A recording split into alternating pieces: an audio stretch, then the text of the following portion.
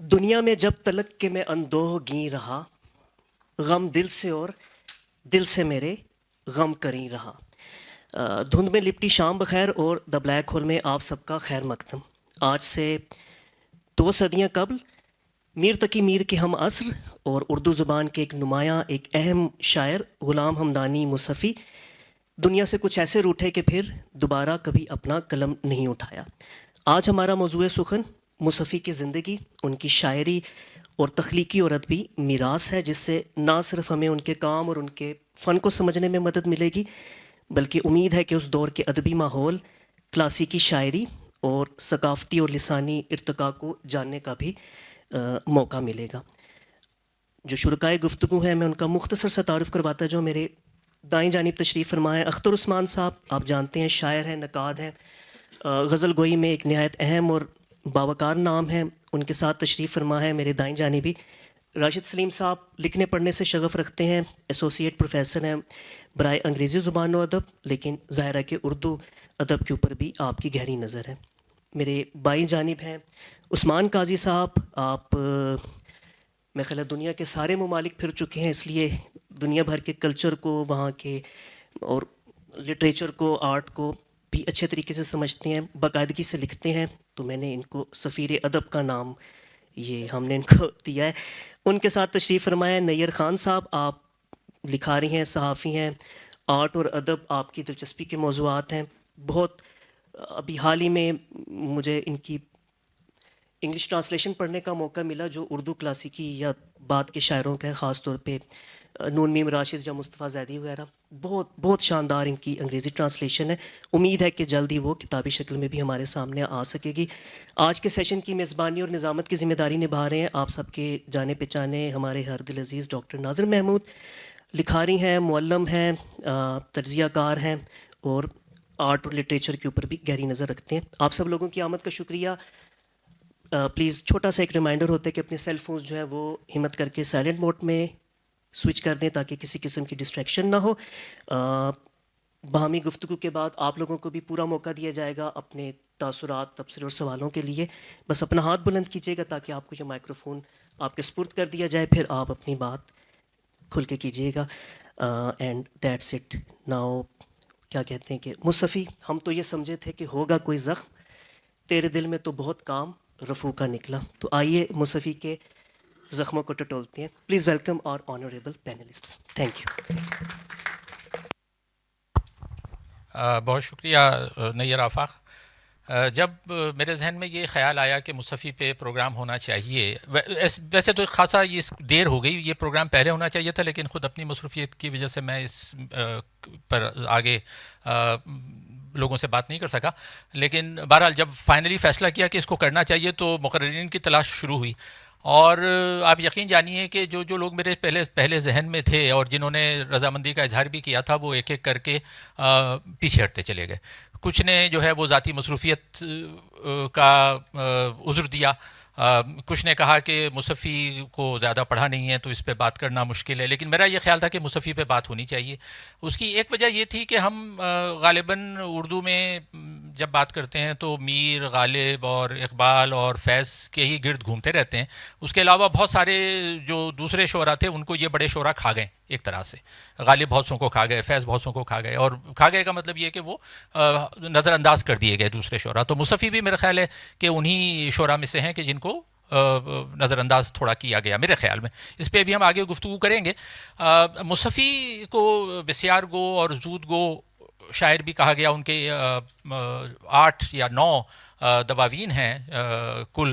اب وہ سارے تو میں نہیں لا سکا، لیکن صرف دکھانے کے لیے میں اس کا ایک آخری جو والیوم میرے پاس جو 8 ہیں، لیکن ابھی مجھے کسی نے بتایا کہ 9 ہیں، 9واں بھی چھپ چکا ہے، تو 8واں یہ ہشتم جو ان کا ہے وہ یہ میں نے سوچا تھا کہ میں آپ کو دکھا دوں۔ باقی ظاہر ہے سارے میں نہیں لا سکتا تھا، لیکن شاید راشد صاحب تو سارے ہی لے آئیں، ان کی گاڑی میں ہیں۔ انہوں نے کہا بھی تھا کہ میں لے آتا ہوں، لیکن میں نے کہا شاید ایک ہی کافی ہے۔ تو یہ جلد ہشتم ان کے 8ویں جلد ان کے دیوانوں کی ہے۔ یہ اچھا، یہ شاعر کے علاوہ تذکرہ نگار بھی تھے، تو اور 2 تذکرے ان کے جو میرے پاس ہیں، میں نے کہا وہ بھی میں آپ لوگوں کو دکھانے کے لیے لے آؤں۔ ایک تو عقد ثریا ہے، یہ تذکرہ فارسی گویاں، مصطفیٰ حمدانی کا، غلام حمدانی مصفی کا، اور یہ مختصر سا ہے لیکن ظاہر ہے اس تذکرہ نگاری اس زمانے میں بہت اہم سمجھی جاتی ہے، آج بھی سمجھی جاتی ہے، اس سے بہت اہم معلومات ہمیں اس زمانے کے فارسی گو شعراء کے بارے میں ملتی ہے۔ یہ ان کا تذکرہ ہندی ہے جو کہ ہندی یا اردو یا ریختہ کی جو شاعری اس وقت ہو رہی تھی اس کو، جس کو ہم آج اردو کہتے ہیں، جو اردو شعراء اس وقت کے تھے اس کا تذکرہ انہوں نے مرتب کیا تھا۔ شعراء کا جو تعارف ہے وہ اس میں فارسی میں دیا گیا ہے، لیکن ظاہر ہے شعراء کے اشعار جو ہیں وہ اردو میں ہیں، لیکن اس کا نام انہوں نے تذکرہ ہندی رکھا تھا۔ تو یہ میرے اپنے ذاتی کلیکشن میں تھے، تو میں نے کہا کہ میں لا کے آپ لوگوں کو دکھا دوں۔ اچھا، مصفی پہ بات کرنا میں نے کیوں ضروری سمجھا، یا کسی بھی شاعر پہ بات کرنا کیوں ضروری ہوتا ہے، تو اس کی ظاہر ایک پورا سماجی پس منظر ہوتا ہے، سیاسی پس منظر ہوتا ہے، معاشی پس منظر ہوتا ہے۔ میرے نزدیک تو ادب جو ہے وہ سماجی تفہیم کا ایک ذریعہ ہے، چاہے وہ شاعری ہو یا نثر ہو۔ تو جب ہم مصفی پہ بات کریں گے تو اس زمانے کے حالات کو بھی تھوڑا سا ہمیں ذہن میں رکھنا چاہیے۔ تو میں اپنے جو مقررین ہیں ان کی طرف آنے سے پہلے میں 1-2 منٹ میں مختصراً اس زمانے کے کچھ حالات کے بارے میں بتا دوں کہ یہ کس دور کی ہم بات کر رہے ہیں، تاکہ ہمارے ذہن میں واضح ہو جائے۔ ان کی ولادت کا سن جو ہے وہ اس پہ اختلاف ہے۔ 1747 سے لے کر 1751 کے درمیان کہیں پر ان کی ولادت ہوئی، اسی لیے ہم نے to be on the safe side ہم نے 1750 لکھ دیا، لیکن یہ مختلف کتابوں میں آپ کو مختلف ملے گا، اور ان کی وفات کا زیادہ یقینی تاریخ موجود ہے وہ 1824، اس لحاظ سے پورے 200 سال ان کی وفات کو ہو چکے ہیں۔ اب دیکھیں یہ وہ پیریڈ ہے، اگر ان کی ولادت ہم 1750 کی فرض کر لیں تو یہ وہ دور ہے اردو کا اور اس بر صغیر کا کہ جب زوال مغلیہ سلطنت کا زوال ہو چکا ہے۔ ان کی ولادت کے 7 سال بعد جو ہے وہ جنگ پلاسی ہوتی ہے، جو کہ پہلی بڑی جنگ تھی جس میں انگریزوں نے کامیابی حاصل کی 1757 میں۔ اس کے بعد 1764 میں جو ہے وہ جنگ بکسر ہوتی ہے، جس میں جو دلی کے شاہ ہیں شاہ عالم ثانی، وہ مجبور ہو جاتے ہیں کہ جی وہ دیوان جو کلیکشن تھا، ٹیکس کلیکشن بہار، اڑیسہ اور بنگال وغیرہ کا، وہ بھی انگریزوں کو دے دیں۔ تو یہ 2-3 مثالیں اس لیے دینی ضروری ہیں کہ ہمیں یہ اندازہ ہو کہ اس وقت ہمارا جو معاشرہ تھا وہ کس طرح سے زوال کا شکار تھا، اور کس طرح سے انگریز آ رہے تھے اور قبضے ایک کے بعد ایک قبضے کرتے چلے جا رہے تھے اور جنگیں جیتتے چلے جا رہے تھے۔ یہ ذہن میں اس لیے رکھنا ضروری ہے کہ جب آپ اس پس اور جب ہم شاعری پہ بات کریں گے تو میں ذاتی طور پہ یہ دیکھنا چاہوں گا کہ کیا اس تمام زوال کا انعکاس شاعری میں ہو رہا تھا، کیونکہ جب اس دور کی شاعری دیکھیں، خاص طور پہ دبستان لکھنؤ کی جو شاعری تھی، اس میں ظاہر ہے زیادہ تر شاعری جن زدہ شاعری ہے، محبوب کے اعضاء کی تشریح ہو رہی ہے، محبوب کے عشق جو ساری چیزیں ہیں اس پہ اب مقررین بات کریں گے، لیکن یہ چیز ضرور میں ذہن میں رکھنی چاہیے کہ سیاسی و سماجی حالات کیا تھے اور ہمارا اردو شاعر کہاں پر کھڑا تھا، اور جس میں ایک مصفی کا بڑا نام ہے، اور کیا ریفلیکشن ان چیزوں کا آتا ہے۔ تو چلیں اب گفتگو کا آغاز کرتے ہیں۔ اختر عثمان صاحب بہت بہت شکریہ کہ آپ وقت نکال کے ہمارے پاس تشریف لائے، کسی تعارف کے محتاج نہیں ہے، ہماری خوش قسمتی کہ ہمارے ساتھ یہ موجود ہیں۔ بہت وسیع مطالعہ ان کا، نہ صرف اردو ادب کا بلکہ فارسی کا، عربی کا، بہت گہرے، یعنی شاعر سے زیادہ یہ کہ ہمارے لیے ایک عالم اور استاد کا درجہ رکھتے ہیں۔ تو سب سے پہلے تو میں یہی سوال کروں، اچھا مجھے یہ کنفیوژن رہا اختر صاحب، سب سے پہلے تو ان کے نام کا تلفظ میں آپ سے صحیح جاننا چاہوں گا۔ بعض جگہ مصفی ہے، بعض جگہ مصفی ہے، میں نے لغات ڈھونڈی، کہیں پر مصفی لکھا ہے پیش کے ساتھ، کہیں پر لکھا ہے مصفی زبر کے ساتھ۔ تو اب زیادہ تر مصفی ہے کہ مصفی ہے کہ مصحف سے نکلا ہے تو مصفی ہونا چاہیے، تو پہلے تو اس کی وضاحت کریں، اس کے بعد گفتگو آگے بڑھاتے ہیں۔ یہ لے لیں مائک، یہ مصفی ہے یا مصفی ہے؟ اچھا، یہ مصحفی لفظ ہے، اور اس کا مطلب جو ہے وہ یہ مصنف صاحب کتاب۔ تو مصفی زیادہ درست ہے، جی پیش کے ساتھ۔ جی پیش کے ساتھ، بالضمہ، جی پیش۔ تو ایک تو یہ عرض ہے، باقی جو حالات آپ نے بتائے وہ اس نے بہت نزدیک سے دیکھے، لیکن عجیب و غریب بات یہ ہے کہ غالب کی طرح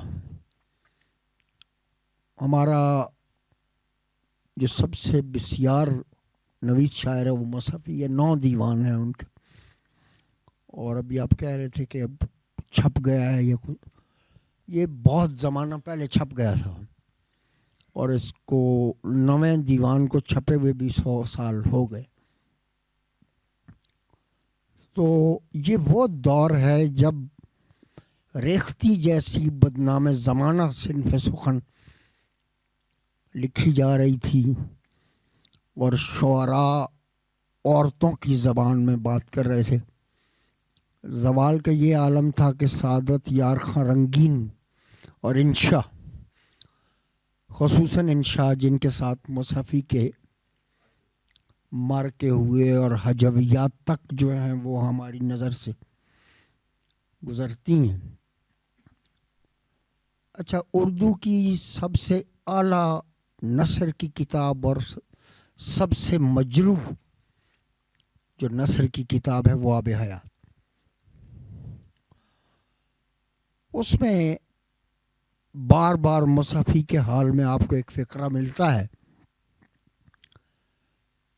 کہ امروہہ پن نہیں جاتا. یہ چونکہ دلی اور لکھنؤ جو ہے وہ شاعری کے دبستان سمجھے جاتے تھے اور ان کے علاوہ جو زبان تھی اس کو وہ استحکام حاصل نہیں تھا جو ان دو دبستانوں میں تھا. اگرچہ دلی کا بہت ذکر کیا مصحفی نے، لیکن اس کا اجڑنا اس طرح مصحفی نے نہیں دیکھا. اب آپ یہ دیکھیے کہ 1750 وہ زمانہ ہے جب the subcontinent was in the clutches of imperialism, اور یہ باتیں مصحفی نے محسوس کیں اور ان کو اپنے شعروں میں. لیکن جو غالب پہلو مصحفی کا ہے وہ اردو معنوں میں نہیں، رومان. ہمارے یہاں یہ واحد شاعر ہے جو اردو معنوں میں رومانوی نہیں ہے، کیونکہ اردو میں رومان کا صرف ایک مطلب ہے، وہ شاہد بازی ہے. تو جب ہم یہ دیکھتے ہیں تو وہ حیران ہوں اس قدر کے شب وصل میں مجھے، حیران ہوں اس قدر کے شب وصل میں مجھے، تو سامنے ہے اور تیرا انتظار ہے. یعنی رومان کی وہ سطح جو بہت انگریزی والی جو ہے وہ مصحفی کے یہاں ہمیں محسوس ہوتی ہے. اچھا، پھر اپنے دور پر جو تبصرے مصحفی کے ہیں وہ اس اتھلے پن کے باوجود اس لیے اہم ہیں کہ ہمارا جو تیسرا بڑا شاعر میری نظر میں غالب، وہ اتنی ہمت نہیں کر سکا کہ گھر سے بازار کو نکلتے ہوئے زورا ہوتا ہے آب انساں کا، چوک جس کو کہیں وہ مقتل ہے، گھر بنا ہے نمونہ زندہ کا، اور بس کے فعال ما یرید ہے آج ہر صلح شور انگلستان کا. یہ تبصرہ کرنے کے باوجود غالب کی زندگی میں جو دیوان چھپا اس میں یہ شعر نہیں ہے، کیونکہ ہم اکثر دیکھتے ہیں غالب کے معاملات میں یہ ذکر آتا رہے گا. ساتھ ساتھ بات تو ہماری مصحفی پہ ہے کہ وہ آرتی اتارنے میں مصروف رہے انگریزوں کی، اور قصیدہ تو خیر اقبال تک بھی آتا ہے. بہرحال مصحفی کے یہاں آپ کو قصائد کوئی سطح اس طرح کی نہیں ملے گی. اتنا ابتذال جو ہے وہ آپ کو نہیں ملے گا. اس معاملے میں مصحفی نے سودا کی پیروی کی. اور ہمارے جو سیکنڈ ٹیئر ہے بڑے شاعروں کی، اس میں مصفی سب سے نمایاں شاعر۔ ٹاپ ٹیئر جو آپ کی ہے اس میں تو میر آتے ہیں، انیس آتے ہیں، سودا آتے ہیں، غالب آتے ہیں، لیکن اس کے بعد جو ٹیئر ہے سیکنڈ ٹیئر، اس میں غلام حمدانی مصحفی آتے ہیں۔ اور آپ یہ دیکھیے کہ لکھنؤ میں جب یہ مارکیٹ گرم ہے اور انشا جیسا آدمی جو ہے وہ سر لون کا منہ پیاز کام چور کی گردن، یہ مصحفی کے بارے میں لکھ رہا ہے، تو جوابات جو مصحفی کی طرف سے آتے ہیں بہت کم ہے، توجہ نہ دینے کے لائق۔ مثلا میں لکھنؤ میں زمزمہ سنجان شعر کو برسوں دکھا چکا ہوں تماشائے شاعری، ای مصحفی ز گوشۂ خلوت برون خرام، خالیست از برائے تو خود جائے شاعری۔ یعنی وہ جو تذکرہ جن دونوں تذکروں کا آپ ذکر کر رہے تھے، آپ ان کو بھی غور سے دیکھیے تو آپ کو معلوم ہوگا کہ وہ جو تنقیدی بصیرت نکات الشعراء میں امیر کے، اس کی ایکسٹینشن آپ کو مصحفی کے عقد ثریا میں بھی اور دوسرے میں وہ نظر آئے گی۔ اور یہ بھی نظر آئے گا کہ جن شاعروں کے شعر کوٹ کیے گئے ہیں وہ واقعاً اس قابل ہیں کہ ان کو اس میں شامل کیا جائے۔ اگرچہ اس معاملے میں میر سے ظاہر ہے عظیم شاعر کوتاہیاں ہوئیں نکات شعراء میں، جیسے ولی پر لکھ دیا کہ وہ شاعریست کے از شیطان تر مشہور ہے، اور کسی نے آگے سے کہا بھی کہ ولی پر جو سخن لائے اسے شیطان کہتے ہیں۔ لیکن مصحفی کے تذکرے جو ہیں وہ اور اس کی شاعری واضح طور پہ ہمیں بتاتی ہے آسان نہیں دریائے محبت سے گزرنا، آسان نہیں دریائے محبت سے گزرنا، یا نوح کی کشتی کو بھی طوفان کا ڈر ہے۔ اس سطح کا کام جو ہے آپ کو مصحفی کے یہاں ملے گا، اور ہر دوسرے چوتھے شعر میں آپ کو علمی فکری سطح پر اور رائج جو دانش ہے درست، اس سے کہیں آگے بڑھ کے آپ کو نظر۔ جی ہم آتے ہیں آپ کی طرف واپس، کیونکہ اگلا راؤنڈ بھی ایک ہوگا۔ بہت شکریہ، آپ نے بہت اچھا اسٹارٹ سیٹ دا ٹون، گفتگو کا آغاز ہوا۔ اس گفتگو کو آگے بڑھانے کے لیے اب ہم عثمان قاضی صاحب کی طرف آتے ہیں۔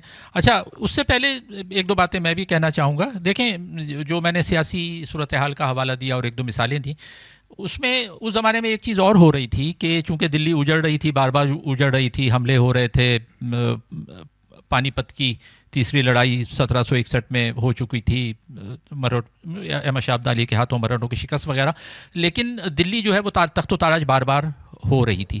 اب اس کے نتیجے میں یہ ہو رہا تھا کہ شعراء کی ایک نقل مکانی ہو رہی تھی لکھنؤ کی طرف، اور اس میں جوک در جوک ایک کے بعد ایک سارے شعراء جو ہے وہ دلی سے نکل کے جا رہے تھے، جس میں میر بھی تھے اور سودا بھی تھے اور درجنوں شعراء جو ہے وہ لکھنؤ کی طرف آئے۔ اچھا، لکھنؤ میں جن کی حکومت تھی اس وقت شجاع الدولہ اور اس کے بعد آصف الدولہ، انہوں نے یہ بہت جلدی فیصلہ کر لیا کہ جی انگریزوں سے لڑنا بھڑنا بیکار ہے، ان سے صلح صفائی کر لو اور بیٹھ کے اپنے عیش و عشرت میں وقت گزارو۔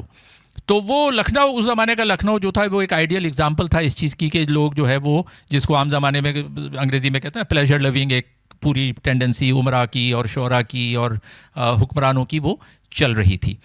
تو اور وہی آغاز بھی سمجھا جاتا ہے دبستان لکھنؤ کا، جو کہ تقریباً 1775 سے اس کا آغاز، اور خود مصحفی جو ہے وہ میرے خیال ہے 1780 یا 85 کے دوران، یہ یعنی جب وہ خود 30-35 سال کے تھے وہ لکھنؤ منتقل ہو گئے۔ تو قاضی صاحب آپ جو جس طرح سے مصفی کے جو دیکھتے ہیں وہ بھی آپ بتلائیں گے، لیکن جو میں یہ بھی چاہوں گا کہ آپ یہ جو دبستان لکھنؤ کا آغاز تھا اور اس کی جو دبستان دہلی کے مقابلے میں جو ایک منفرد اہمیت ابھر کے آئی، اس پر بھی کچھ اظہار خیال کریں تو بہتر ہوگا قاضی صاحب. بہت شکریہ. کہا جاتا ہے کہ جس مجلس میں ایرانی لوگ بیٹھے ہوں وہاں فارسی نہیں بولنی چاہیے. تو پڑھے لکھے لوگ اور ادب پر گہری نگاہ رکھنے والے احباب موجود ہیں، تو اس جسارت کو امید ہے کہ احباب معاف فرمائیں گے. تو ایک مبتدیانہ سی نظر ہے میری، چونکہ نہ میری فارمل رسمی تعلیم ہے ادب کے حوالے سے، نہ کوئی ایسی تربیت، لیکن وہ کہا ہے کہ میں تیرا خدائے یزداں کروں شکر کس زباں سے کہ عطا کیا ہے تو نے مجھے ذوق شاعرانہ. تو تھوڑا سا ادعا ہے. تو مصحفی کو اس نظر سے دیکھا. اچھا، وہ دہلویت اور لکھنویت کی جو ایک دوئی ہے، ایک ڈویلٹی ہے، میرا خیال یہ ہے کہ یہ ایک نقادوں نے یا ہم جیسے سہل انگار قاریوں نے اپنی سہولت کے لیے دو بلیک اینڈ وائٹ، سفید اور سیاہ خانے بنا لیے ہیں. حالانکہ خاصا اوور لیپ ہے. آپ کو دہلی اسکول والوں کے ہاں بھی خارجیت مل جاتی ہے، لکھنؤ والوں کے ہاں بھی ہم مصحفی کی بات کریں گے تو ان کے ہاں بھی بڑے بڑے گہرے داخلیت پر مبنی نکات مل جاتے ہیں. لیکن جو عمومی تاثر ہے وہ یہ کہ دہلویت میں داخلیت پائی جاتی ہے، اس میں تصوف کے نکات زیادہ ملتے ہیں، اور سادگی اور متانت اور سہل ممتنع قسم کی اشعار وہاں مقبولیت رکھتے ہیں. جبکہ لکھنویت کے بارے میں تاثر یہ ہے کہ وہ ظاہریت سے مملو ہے، معاملہ بندی جسے کہا جاتا ہے ایک فنی اصطلاح ہے، یعنی محبوب کے سراپا کا بیان اور اس کا نظر بازی، شاہد بازی. اور سادگی اور متانت کے مقابلے میں مرصع قسم کی زبان اور جسے انگریزی میں کہتے ہیں جگلری، اور مشکل قافیے اور ردیفیں اور زمینیں لانا اور ان میں اپنا زور سخن دکھانا. اور سب سے جو غالباً اہم پہلو ہے وہ ڈیکیڈنس یا نشاط انگیزی کا پہلو ہے، جس کی طرف ڈاکٹر صاحب نے اشارہ کیا. تو میں صرف یہ عرض کر رہا ہوں کہ یہ کوئی ایسا نہیں ہے کہ کوئی آدمی لکھنؤ میں ہی یا خاتون لکھنؤ میں ہی رہے اور لکھنؤ میں پڑھے لکھے اور اس کے ہاں داخلیت، تصوف، متانت وغیرہ کا گزر سرے سے نہ ہو، لیکن ایک غالب رجحان کے طور پہ کہا جا سکتا ہے کہ یہ ہے. تو مصحفی کی جو شاعری ہے اس میں جیسے انہوں نے کہا کہ انعکاس ان کے معاصر حالات کا، اچھا وہ سب کے ہاں کسی نہ کسی طریقے سے ملتا ہے. میرے خیال میں، میری غیر تربیت یافتہ نظر میں، اس کا بڑا تعلق شاعر کی یا لکھنے والے کی اپنی طبیعت سے بھی ہے کہ وہ کس طرح سے اس کو بیان کرنا اپنی شان کے مطابق سمجھتا ہے. فیض صاحب سے جیسے کسی نے کہا کہ جی وہ جالب صاحب کے صحیح انقلابی شاعری ہے، اور آپ کے ہاں تو پتہ نہیں چلتا کہ آپ انقلاب کی بات کر رہے ہیں کہ آپ حسن یار کی بات کر رہے ہیں. تو انہوں نے کہا جالب جو کر رہے ہیں وہ بڑا ضروری کام ہے، لیکن وہی کر سکتے ہیں. جو کام میں کر رہا ہوں شاید غیر ضروری ہو، لیکن مسئلہ یہ ہے کہ میں ویسی بات کہنا جانتا ہوں. تو ایک جو میرے خیال میں مسئلہ پیش آیا وہ یہ ہے کہ وہ کہتے ہیں فارسی میں کہ پیران نمی پرند مریدان میں پرانند، یعنی پیر خود نہیں اڑتے، ان کے مرید انہیں اڑاتے ہیں. اب اس سے سوء اتفاق کہیے، بدقسمتی کہیے یا کیا، کہ میر صاحب کو اور سودا کو بھی اور کافی حد تک انشاء کو بھی ایسے شاگرد مل گئے، ایسے مرید مل گئے جنہوں نے اس کے کلام میں سے بہت سارا انتخاب شائع کیا. اور جب ہم اتنے عادی ہو گئے ہیں میر کے انتخاب پڑھنے کے کہ جب ظفر اقبال نے کہا کہ اس کے تاج محل کے گرد کوڑا کرکٹ بکھرا ہوا ہے تو بہت سارے ہمارے دوست بڑے برافروختہ ہوئے کہ تو آپ نے میر کی شان میں گستاخی کر دی ہے گویا. تو ابتذال وہاں بھی یقیناً ہے چونکہ بسیار گو اور زود گو شاعر ہیں. اچھا، اس کا کچھ یہ ہے کہ غالب بڑے اس معاملے میں قسمت رہے کہ انہوں نے اپنا انتخاب خود کر کے اپنی زندگی میں چھاپ دیا اور بہت ساری چیزیں اس میں سے نکال دیں. اس کے باوجود ان کے اپنے مرتب کردہ دیوان میں کیا جانتا نہیں ہوں تمہاری کمر کو میں جیسے اشعار ہیں، جبکہ ہم نے دشت امکان کو ایک نقش پا پایا جیسے اونچے مضمون کا شعر. یہ تنافر صوتی کی وجہ سے، پایا کی وجہ سے نکال دیا انہوں نے. تو یہ اس کا خود بھی اعتراف کرتے ہیں مصحفی کہ آن فرصتم کجاست کہ اے مصحفی دیگر بینم بچشمی خیش غزل ہوئے گفتے را. یعنی اتنا وقت میرے پاس کہاں ہے مصحفی کہ اپنی ہی کہی ہوئی غزل کو دوسری بار نظر ڈال لوں یا دیکھ لوں. اچھا، پھر ان کا جو ہمیں تذکرہ ملتا ہے ان کے حالات زندگی جس حد تک پہنچے ہیں، ہمیں محمد حسین آزاد کے علاوہ بھی، جیسا کہ استاذی اختر عثمان صاحب نے فرمایا کہ بہت سارے لوگوں کے بارے میں جو ہمارا تاثر ہے وہ آب حیات پر ہی مبنی ہے، چاہے سچا چاہے جھوٹا. کسی کو رگڑ دیا تو ابھی تک گرا ہوا ہے بہت سارے لوگوں کی نظر میں، اور کسی کو چڑھا دیا تو چڑھا دیا. تو اس سے ہٹ کر بھی ہمیں پتہ چلتا ہے کہ وہ دلی سے نکلے ان حالات کی وجہ سے جن کا تذکرہ ہوا. لکھنؤ آئے، لکھنؤ میں انہیں حسب توقع و پذیرائی نہ مل سکی جو ان کا خیال تھا، اور وہ سلیمان شکوہ کے دربار سے وابستہ ہو گئے، جو کہ خود راندہ درگاہ کر کے ایک طرح سے نواب وزیر کی پناہ میں تھے، ان کے وظیفہ خوار تھے، اور وہاں انشا کا طوطی بولتا تھا. اور جیسا کہ کہا گیا کہ انشا اس معاملے میں وازاداری کو اکثر قربان کر دیا کرتے تھے زبان کے چٹخارے پر وغیرہ. لیکن اور اس کے پھر رد عمل میں یا جو ماحول کا اثر ہوتا ہے اس میں مصحفی کو بھی کچھ مبتذل مضامین کا سہارا لینا پڑا. لیکن جیسا کہ فرمایا گیا وہ لطف، وہ کاٹ ان میں نہیں ہے جو کہ انشا کے ہاں ہیں، ان کے ہاں فطری طور پر آتا ہے. تو جیسے وہ داخلیت پر مبنی اشعار مل جاتے ہیں، اور اگر آپ کو نہ بتایا جائے کہ یہ لکھنوی شاعر کے ہیں تو وہ بڑی مشہور. چلی بھی جا جرس غنچہ کی صدا پہ نسیم، کہیں تو قافلہ نو بہار ٹھہرے گا. اب اس میں دہلویت کے جتنے بھی وہ کسوٹیاں ہیں ان پہ آپ اسے گھس لیجئے تو وہ داخلیت ہے، متانت ہے، سادگی ہے، مضمون آفرینی ہے. اچھا، وہ جہاں معاملہ بندی کا بیان ہے یا جو ہجر و فراق والا سلسلہ ہے، وہاں بھی مصحفی کے ہاں اونچے مضامین مل جاتے ہیں. شب تیری مجلس میں وہاں دور قدح چلتا رہا، تا سحر یا آنسوؤں سے صبح گردانی ہوئی. اچھا، ذرا یہ دیکھیے گا کہ غالب کی مشہور غزل ہے، مشہور اب ہو گئی ہے، دیوان میں انہوں نے شامل نہیں کی. پیش رو ان کے بھی مصحفی گزرے ہیں اس زمین، اس ردیف قافیے میں اختر صاحب آگاہ ہیں. اب دونوں کے مضامین میں تفاوت دیکھیے گا. ممکن نہیں کہ بھول کے بھی آرمیدہ ہوں، تو مصحفی کے اشعار ہیں اسی زمین میں اور اس ردیف قافیے میں کہ ہستی سے اپنی مجھ کو نہیں مطلق آگہی. قابل غور شعر ہے جی، توجہ چاہوں گا. ہستی سے اپنی مجھ کو نہیں مطلق آگہی، عمر گزشتہ ہوں کہ میں ہوش رمیدہ ہوں. پیدا ہے میری وضع سے ایک شورش جنوں، پیدا ہے میری وضع سے ایک شورش جنوں، دریا نہیں میں سیل گریباں دریدہ ہوں. مرغان باغ میں میرے بس صرف یہ غزل عرض کر دوں، پھر آگے چلتے ہیں. مرغان باغ میں میرے نالے کا شور ہے.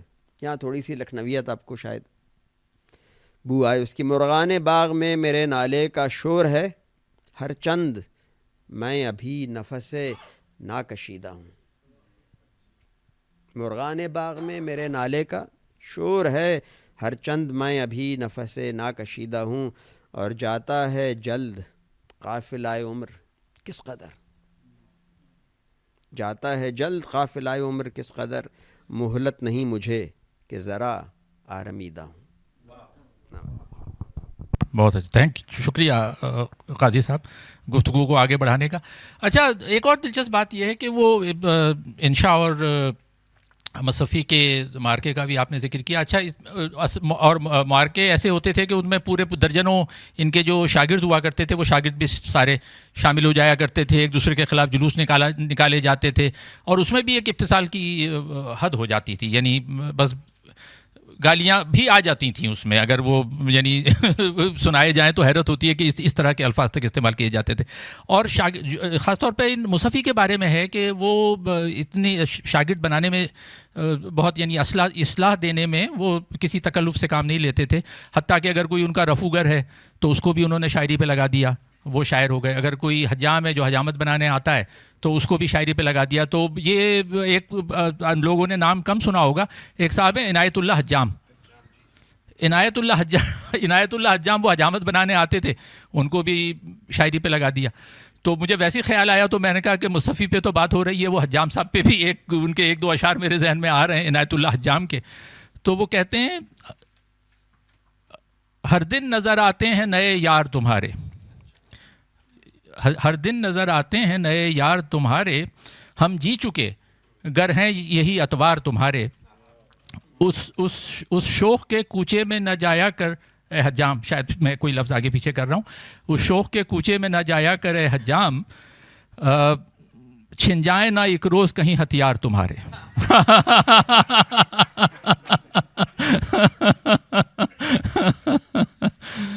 تو یہ حجام صاحب نے جو ہے وہ اشعار کہیں. تو ان کے اور بھی ہیں, لیکن یہ عذرائے تفنن میں نے کہا, مجھے ذہن میں آیا تو میں نے کہا سنا دوں آپ کو. اچھا, اپنا راشد سلیم صاحب, کچھ انشاء اور مصفی کے مارکے پہ بھی بات ہو, اور پھر مصفی کو آپ جس طرح سے دیکھتے ہیں اس پہ بھی بات ہو. پلیز گفتگو کو آگے بڑھائیے.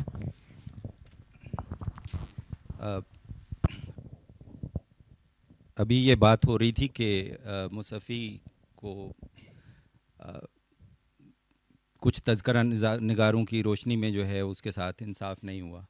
تو میرا خیال ہے اس کی ایک وجہ یہ ہے کہ اس کا بہت سارا کلام ان مارکوں کی نظر ہو گیا.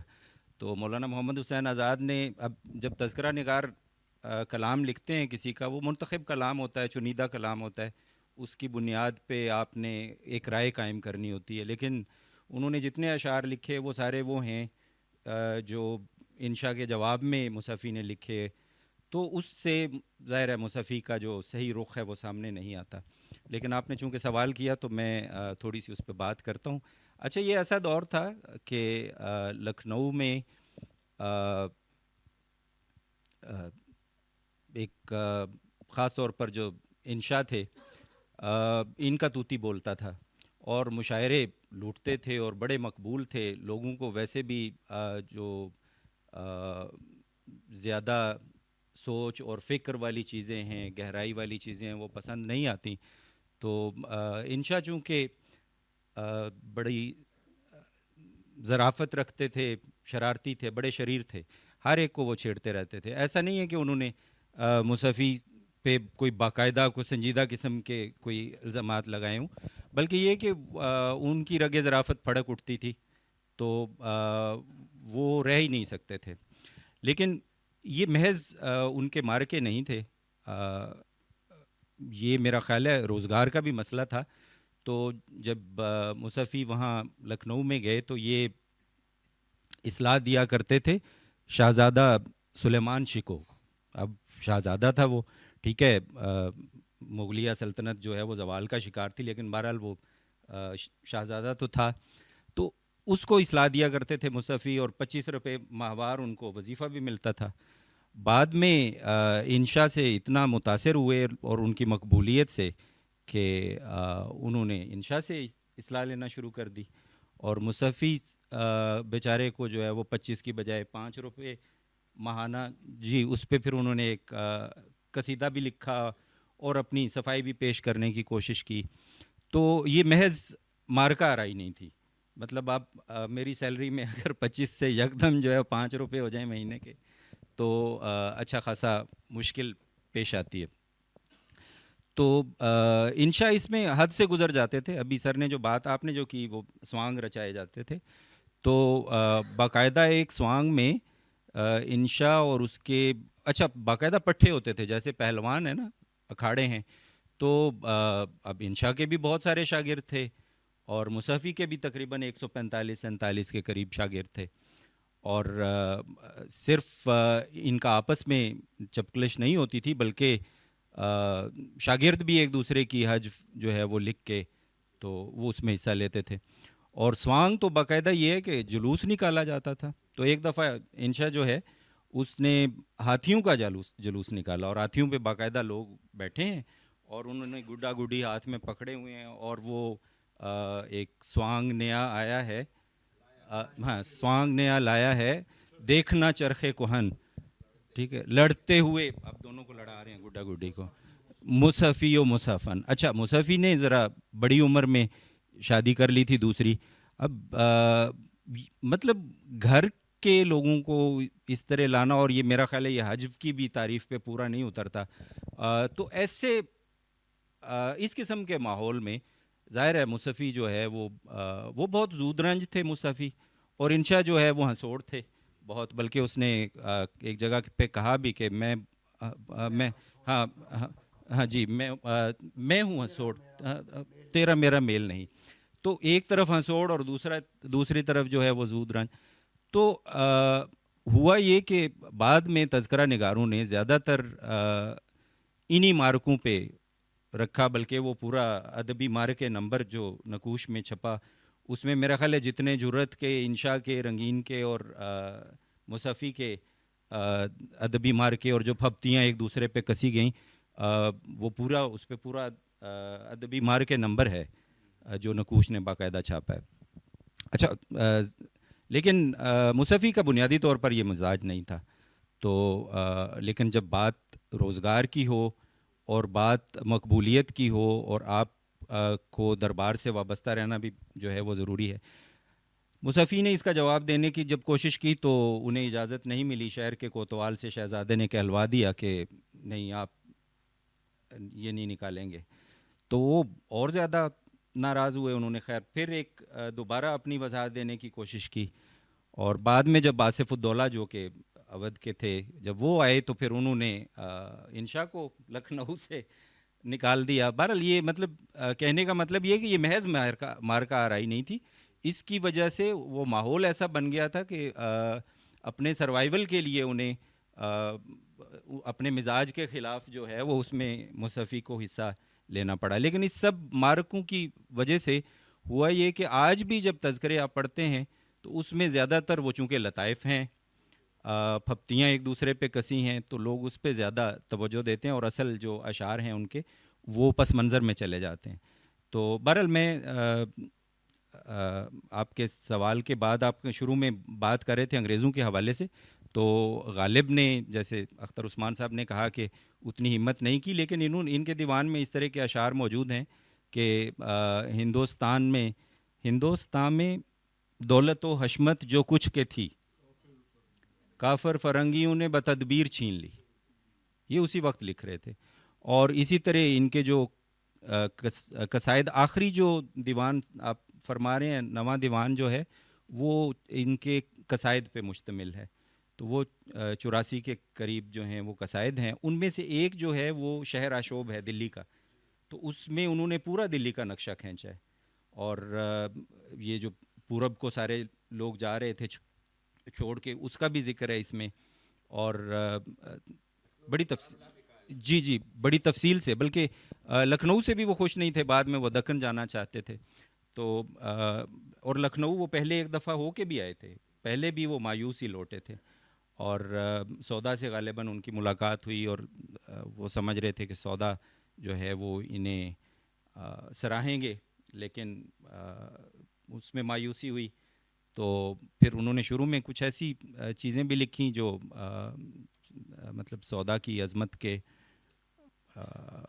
شایان شان تو نہیں تھیں, لیکن بعد میں مصحفی چونکہ دل میں نہیں رکھتے تھے تو انہوں نے تقریباً سب کے قطعات جو ہے وہ لکھے. ایون جب انشا کا انتقال ہوا تو تب بھی انہوں نے اس میں مردن انشا, مجھے اب شعر تو یاد نہیں ہے, لیکن یہ کہ اس میں اپنی ناشادی کا ذکر کیا. جی تو کہنے کا مطلب یہ ہے کہ مصحفی اصل میں مختلف قسم کے شاعر تھے, لیکن اس ماحول کی وجہ سے انہیں بہت سارے وہ جواب بھی دینے پڑے, کیونکہ نچلے بہرحال وہ بھی نہیں بیٹھنے والے تھے. لیکن اگر یہ شاید یہ مارکہ آرائی نہ ہوتی تو میرا خیال ہے مصحفی شاید وقت دے پاتے جو قاضی صاحب نے بھی ابھی ذکر کیا کہ انہیں اپنے دیوان کو دوبارہ دیکھنے کا موقع کبھی نہیں ملا, اپنے اشعار کو دوسری دفعہ کبھی نہیں دیکھتے بھی نہیں تھے. تو اگر وہ دیکھتے تو شاید یہ اور بہتر ہو جاتا, اور اس کا انتخاب کرتے تو اور بہتر ہو جاتا. شکریہ شکریہ, تھینک یو.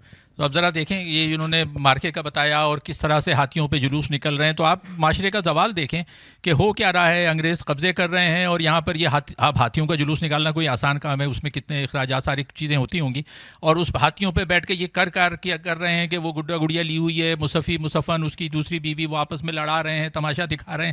تو اور مطلب ایک دوسرے پہ جو بھپتیاں کسی جا رہی ہیں, وہی جو آپ نے کہا نا کہ وہ دوسری شادی کر لی تھی, تو وہ اس میں انہوں نے کہہ دیا کہ زن دوسری تیری کری ہے نین مٹکا.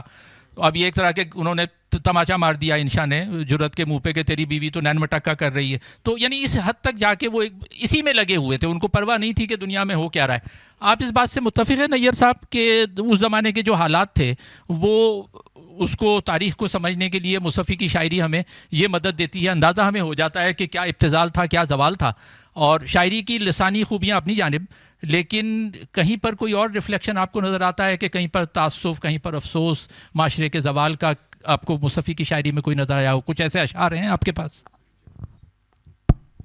دیکھیں جی, اشعار کے سلسلے میں تو میری یادداشت اتنی اب اچھی نہیں رہی, مائی میموری از الوڈنگ می, لیکن خیر کچھ مصرے اور یہ ان سے بھی کی مدد سے میں چاہوں گا کہ, لیکن اس سے پہلے کہ میں آپ کے سوال کا ڈائریکٹ جواب دوں, کچھ جو اگر یہ ڈسکشن ہے تو میں کچھ چیزوں پہ آپ اپنے دوستوں کی بات کو تھوڑا سا اور آپ سمجھیں اصلاح کی کوشش کروں گا, برا نہ مانیے گا.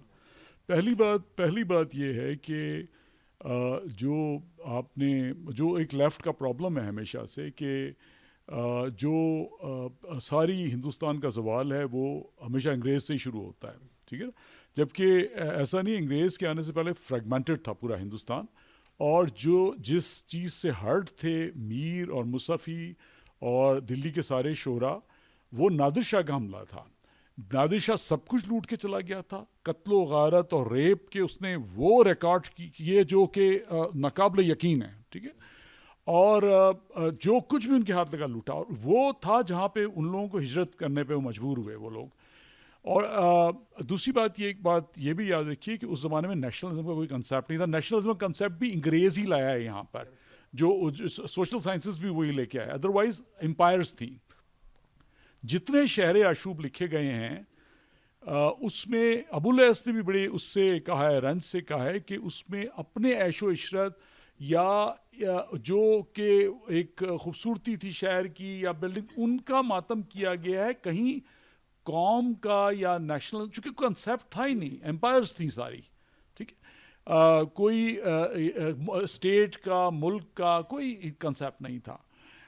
اچھا, یہاں پر ایک اور بات بھی ہے کہ جیسے کہ آپ نے کہا وہ کافر فرنگیوں نے با تدبیر لوٹ لی. اب مصفی کا ہی میں آپ کو ایک شعر اس کی ضد سناتا ہوں.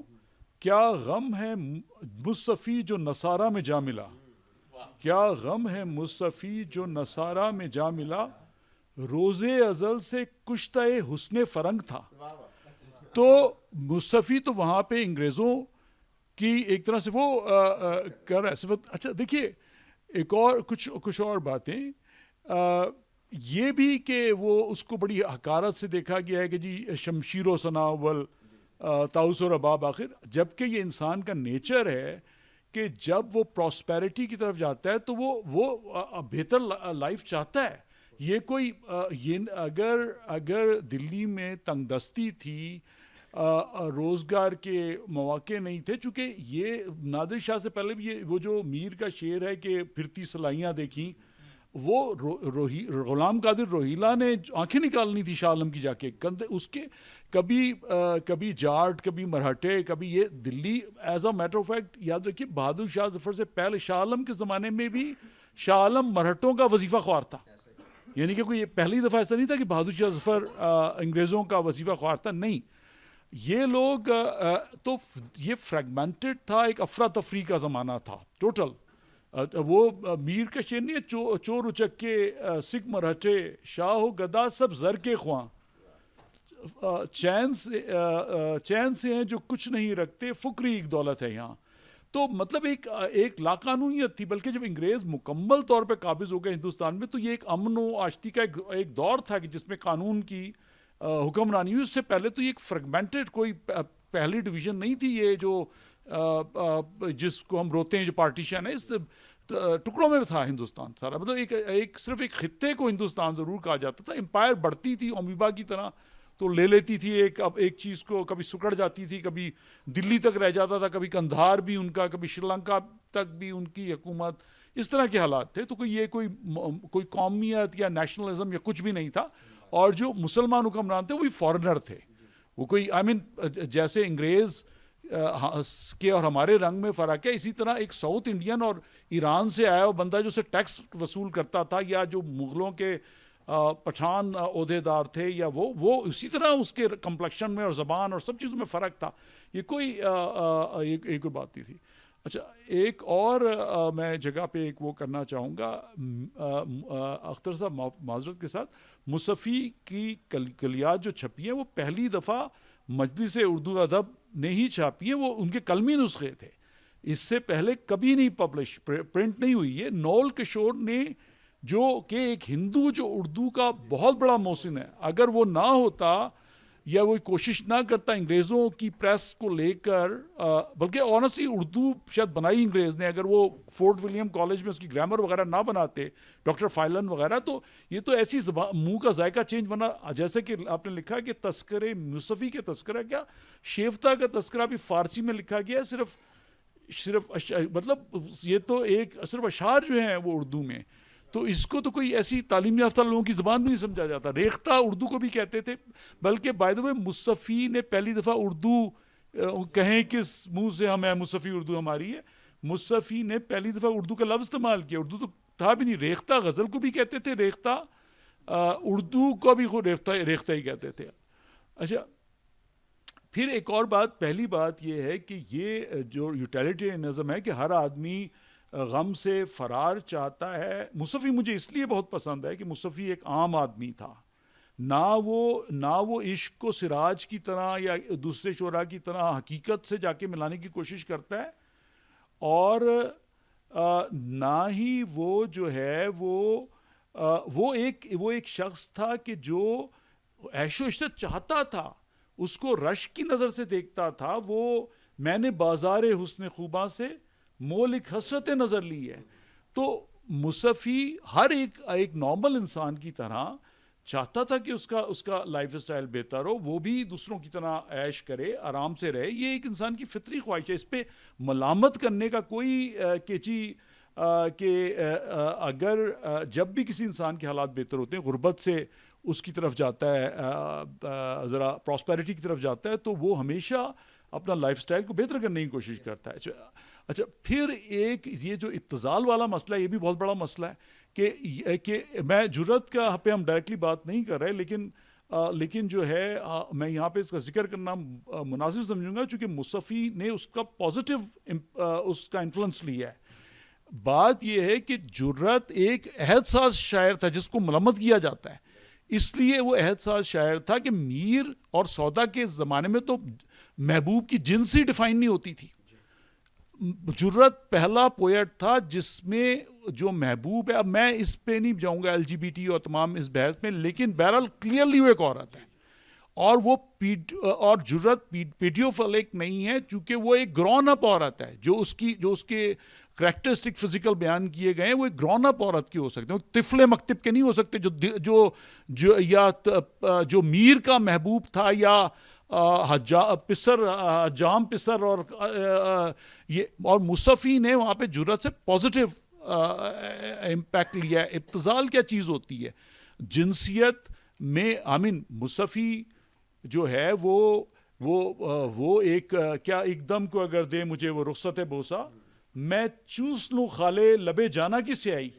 اتنی اس کی جو تھرسٹ ہے, جو انٹینسٹی ہے وہ اس حد تک ہے اس کی. تو جنسیت کو ملامت کرنا, اچھا مزے کی بات ہے, جرت کو جو لوگ ڈیفینڈ کرتے ہیں وہ یہ کہتے ہیں, میں تھوڑی سی میری بات جٹ کی اسٹائل ہوگی, مجھے ادبی گفتگو نہیں آتی آنیسٹلی, کہ جی وہ जुर्रत को कि जी नहीं जुर्रत के यहाँ इब्तजाल है, लेकिन नहीं नहीं उनके यहाँ सोजो गुदास के अशार, अबू लैस डिफेंड कर रहा है उनको, उसको यार उसकी तो स्ट्रेंथ ही वो है जिनसियत, जो सोजो गुदास को सर पे मारना है, जो मीर और सौदा वगैरह रो पीट के उन्होंने कम रोए पीटे हैं, अगर जुर्रत ने उसको क्लियर कट जिनसियत पे ले आया था तो ये क्या जुर्म है? जो उसकी स्ट्रेंथ है उसको डिफेंड किया जा रहा है, और जो उसकी जी सोजो गुदास भी उसकी पोएट्री में मौजूद है। ठीक है, हम अच्छा एक और बात मैं प्लीज आप मेरी बात का टाइम कम कर दीजिएगा, लेकिन मैं इसको अच्छा देखिए इस पॉइंट को कंप्लीट। दूसरा, देहलवियत और लखनवियत बिल्कुल एक इख्तरा है उसकी, यानी कि ये एक बिल्कुल गलत मफरूज़ा है। पहली बात, जिन लोगों जिनको कहा जाता है कि जी इन्होंने लखनवी स्टाइल वो किया, कौन? शहादत यार खान रंगीन। अच्छा बाय द वे मैं एक और बात बताऊं, रेख्ती कोई बुरी चीज़ नहीं है, लोग समझते हैं कि फाश निगारी है। मेरे पास इंतखाब रेख्ती है, जान साहब सबसे ज़्यादा उसके बड़े पोएट थे, रंगीन और ये सब। मैं जो फॉर्मल हिस्ट्री है उससे ज़्यादा कल्चरल हिस्ट्री को ज़्यादा बिलीव करता हूँ, चूँकि वो ऑनेस्टली लिखी गई है, किसी नुक्ता नज़र के तहत नहीं लिखी जाती। अब ख़वातीन घरों में क्या होता था, वो ख़वातीन की गुफ्तगू है रेख्ती, उसमें कहीं ज़रूर एक उरियानियत आ जाती है। उरियानियत और फौशी एक चीज़ नहीं होती, उसमें उरियानियत कहीं आ जाती है, लेकिन उससे हमें वहाँ के माशरे का पता लगता है। अगर आज अगर वो शतरंज के खिलाड़ी फिल्म बनी या कृष्ण चंद्र के अफसाने पर, तो ख़वातीन में जो गुफ्तगू, तो वो रेख्ती कोई बुरी चीज़, लोग समझते हैं कि पता नहीं शायद रेख्ती है तो वो कोई एक्सरेटेड किस्म की कोई चीज़ है। एक मैं आप अगला मुझे वो कर लीजिएगा प्लीज़, मुझे इसको कंप्लीट करने दें। शहादत यार खान रंगीन, जाफ़र अली हज़रत, मीर, सौदा, जितने जुर्रत, ये तो सब दिल्ली के पोएट थे, ये लेकर आए थे कल्चर, चूँकि वहाँ पे भूखे मरते थे। यहाँ पर थोड़ी उनको खुशहाली नज़र आई तो उनका स्टाइल चेंज हो गया। जैसे बात करने कि अगर एक गरीब आदमी अमीर हो जाता है उसके स्टाइल चेंज हो जाते हैं, उसका ये हसरतें, तो क्या ये मीर ने नहीं कहा था कि वस्ल उसको खुदा नसीब करे, मीर आता है दिल में क्या क्या कुछ। I mean, मीर वसल का भूखा नहीं था। अगर ये लोग, इन लोगों ने आकर, ये दिल्ली लखनऊ, वो लोग जो ओहद के पले पड़े लोग थे, नासिक या आतिश, उन्होंने तो बिल्कुल ही, नासिक ने तो डीरेल कर दिया था उस सिस्टम को। ये देहलवियत ही को लेकर आए थे। अगर लखनऊ को ये कहा जाता है कि जी लखनऊ ने इन पोएट्स को करप्ट किया, तो it could be other way around also, अच्छा, इन्होंने करप्ट किया है। अगर ये करप्शन है, to me it was not. Insha poet नहीं था, इंशा तो एक भांड था, सिवाय एक गज़ल वो जो कमर बांधे हुए को छोड़कर, और वो जो था, वो जो सलमान शकूक था, वो उसके भांडपन की वजह से ही उसको वो करता था, उसकी पसंदगी करता था। मुझे रोकना पड़ेगा जरा, क्योंकि आप भी और बात करनी है, 1 घंटा काफ़ी है। मुझे अगला मौका ना दें, लेकिन अगर असल में मैंने सबको 10-10 मिनट दिए, आपको 15 मिनट दे दिए मैंने, तो इसलिए मुझे वो, अब ये इन्होंने नहीं, बहुत शुक्रिया, बहुत अच्छी गुफ्तगू आपने की, और एक बहुत अहम नुकात थे और उनकी तरफ तवज्जो दिलाना ज़रूरी थी, लेकिन ज़ाहिर है मुझे भी 1-2 जुमले बोलने हैं, फिर कंक्लूडिंग अख्तर उस्मान साहब से करानी है, फिर सवाल जवाब होंगे। तो भांड का लफ्ज़ आज इस्तेमाल किया, तो इसीलिए वो एक दूसरे को, जब इनका आपस में मारकाराई चल रही थी इंशा और इनकी, तो एक मिसरा मुझे याद आ गया, तो वल्लाह के शायर नहीं तो भांड है भड़वे।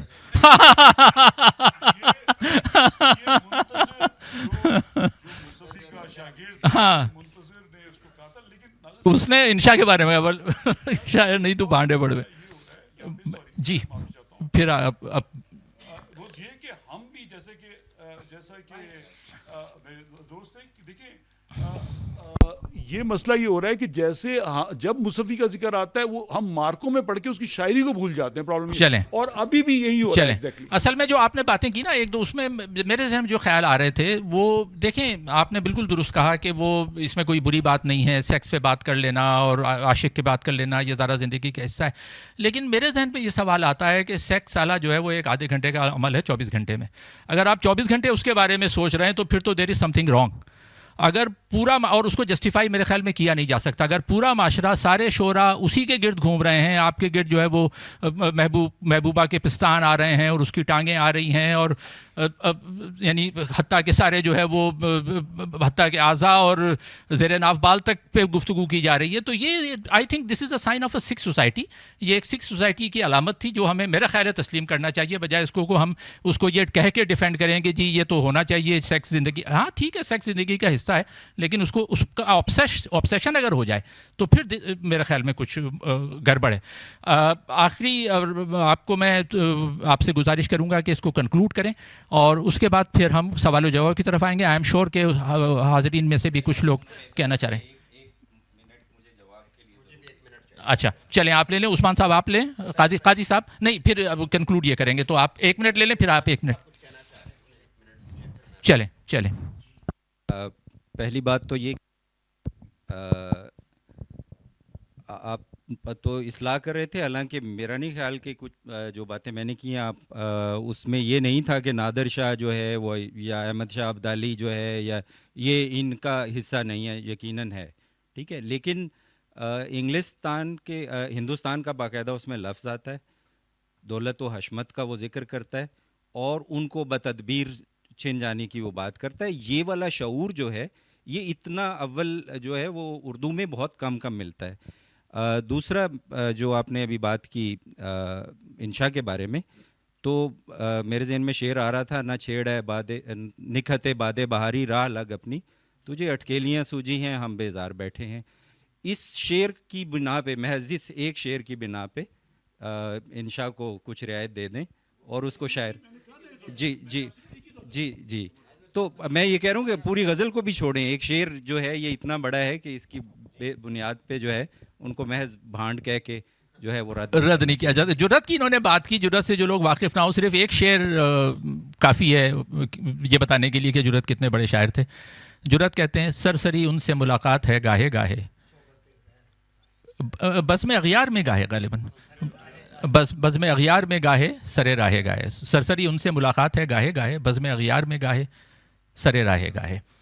قاضی صاحب. اچھا, وہ میں نے پہلے بات ادھوری رہ جائے گی جو تاثر میں باندھنا چاہ رہا ہوں, کہ پہلے جو میں نے داخلیت پر مبنی کچھ اشعار آپ کی خدمت میں پیش کیے, صرف یہ چند ایک اشعار ہیں جس سے کچھ اندازہ ہو کہ اس دور میں قادر الکلامی کس چیز کو سمجھا جاتا تھا, اور جو فنی یا تکنیکی اعتبار سے جو شاعروں کی بڑائی ناپی جاتی تھی اس کے کیا پیمانے تھے. تو چند اشعار ہیں, توجہ. جو ہاتھ آتا میرے یکسر گریباں آستیں دامن, ردیف دیکھیے گا اور قافیہ. جو ہاتھ آتا میرے یکسر گریباں آستیں دامن, ستھا صد چاک کے درخور گریباں آستیں دامن. اب یہ پوری غزل آپ سوچئے کہ اس ردیف کو نبھانا کس قدر کٹھن کام ہے. اور یہ کھل گئے منہ پہ میرے شب جو درے خواب کے پٹ, نظر آئی مجھے ایک طرفہ بھبو کا نٹ کھٹ. حسن کا اس کے یہ عالم کے پری دیکھ جسے, دوڑ کر لینے لگے وہیں بلائیں چٹ پٹ. اچھا, اور اختتام میں کروں گا ایک چند ایک اشعار ہیں جو کہ بنیادی طور پر نعتیہ اشعار ہیں, اور اس میں دیکھیے کہ انہوں نے کیسے نبھایا ہے. نہیں, مصحفی ہیں. بیاں ضرور ہے اب دست و تیغ کا اس کی, یہ مدح پیمبر ہے. بیاں ضرور ہے اب دست و تیغ کا اس کی, نکل گئی سپر مہ سے جس کی پار انگشت. شق القمر کا ایسا بیان میں نے نہیں دیکھا. بیاں ضرور ہے یعنی جس کی انگلی کا اتنا زور ہے تو تیغ و دست و تیغ. بیاں ضرور ہے اب دست و تیغ کا اس کی, نکل گئی سپر مہ سے جس کی پار انگشت. محمد عربی معجزوں کا جس کے کبھی نہ کر سکے فلک پیر کا شمار انگشت. انگشت مذکر باندھا, ویسے دلچسپ بات. چمن میں اس کی رسالت کا جب کچھ آئے ہے ذکر, عجیب شعر ہے. چمن میں اس کی رسالت کا جب کچھ آئے ہے ذکر، علم کرے ہے شہادت کی شاخسار انگشت. چمن میں اس کی رسالت کا جب کچھ آئے ہے ذکر، علم کرے ہے شہادت کی شاخسار انگشت. اور آخری شعر ہے، وظیفہ جس کا پڑھے ہے یہ دانائے شبنم. اچھا، اس کو جس شخص نے کھیت دیکھا ہے سبزی کا، فالز دیکھی ہے، وہ وظیفہ جس کا پڑھے ہے یہ دانائے شبنم، دعا میں جس کی ہے کھولے ہوئے خیار انگشت. واہ، بہت شکریہ. واہ واہ واہ واہ. انگشت اور انگلی پہ مجھے یاد آیا کہ جب ان کا مارکا ہو رہا تھا تو آپس میں جی تاغوت میں انگلی اور ادھر انگلی ادھر انگلی، پوری وہ غزلیں اور 2 غزلیں انہوں نے انگلی کی ردیف میں کہہ دی ہیں. جی بالکل پڑھیں تو حیرت جی 1 منٹ آپ چاہ رہے تھے آخری؟ غصے میں آ گئے آپ. اچھا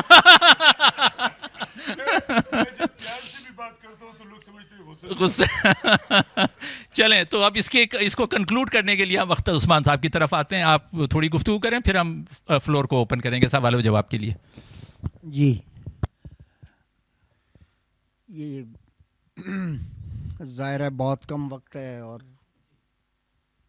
مصحفی پہ بات کرنے کے لیے اور اس کی اس شاعری پہ بات کرنے کے لیے جو اسے سیکنڈ ٹیئر کے شعراء میں ایک سب سے بڑا شاعر ہمارا مصحفی ہے.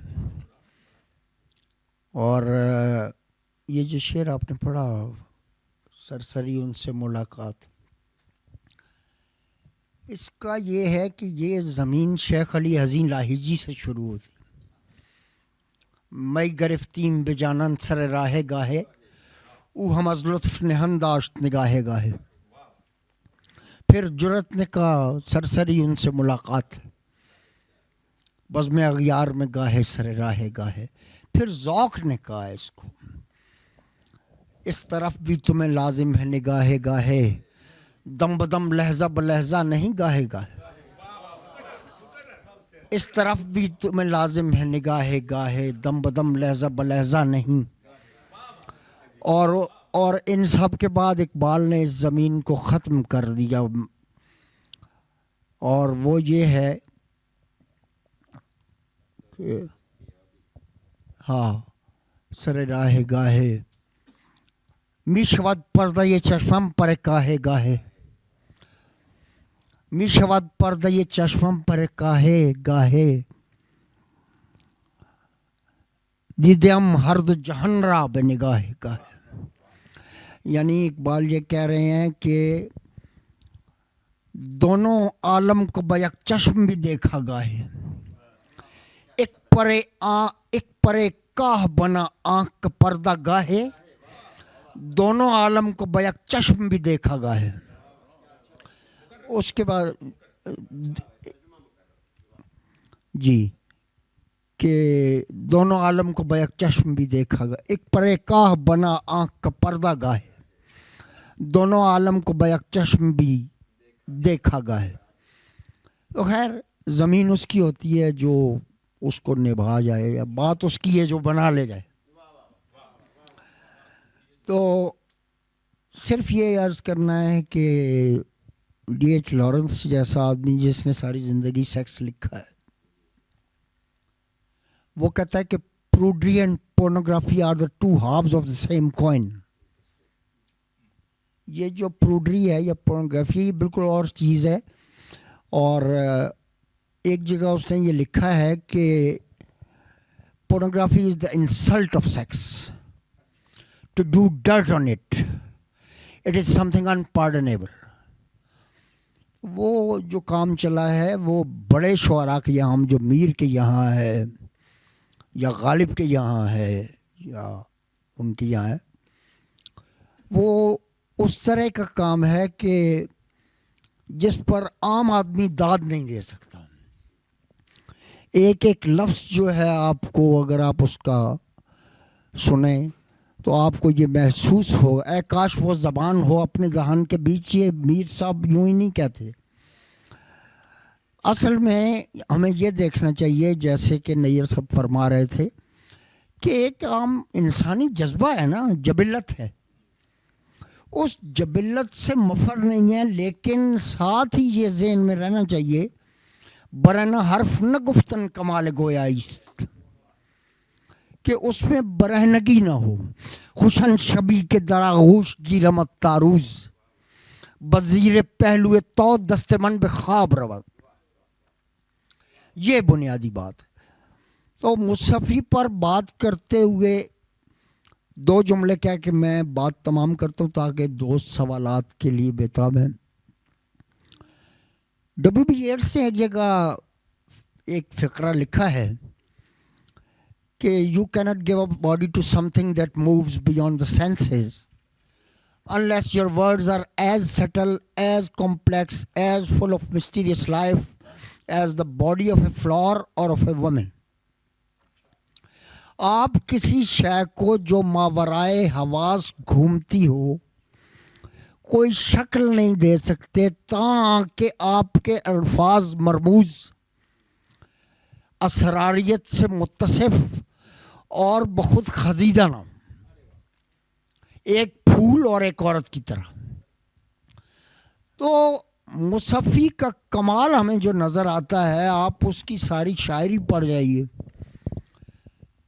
اگر ورنہ تو گلشن بے خار میں یہ جو ہمارے شیفتہ ہیں جنہوں نے غالب کا انتخاب بھی کیا تھا اور صدر الدین آزردہ، تو شیفتہ نے یہ لکھا ہے کہ میں نذیر اکبر آبادی کے 1-2 شعر بس نقل کر دیتا ہوں تاکہ نوجوانوں کو شکایت نہ رہے. تو نذیر اکبر آبادی جیسا بڑا شاعر جو ہے جس سے ہماری جدید نظم چلتی ہے. اچھا، یہ ایک اور بات بھی میں اس کے ساتھ ہی عرض کرتا چلوں.